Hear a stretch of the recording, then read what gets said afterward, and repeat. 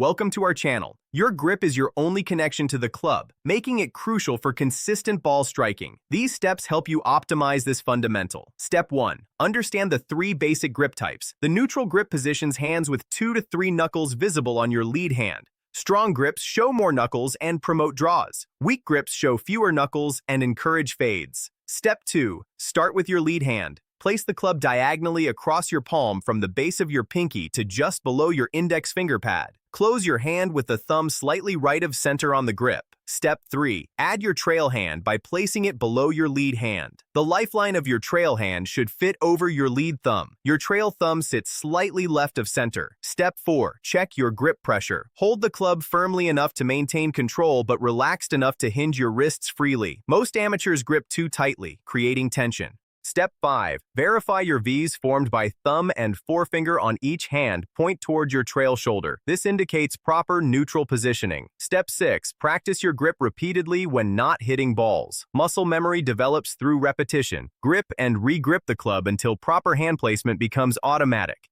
Step 7. Adjust your grip type based on your typical ball flight. If you slice consistently, strengthen your grip slightly. Hook too much, weaken your grip. Step 8. Maintain your grip throughout the swing without re-gripping or loosening. Don't forget to like this video and subscribe to our channel.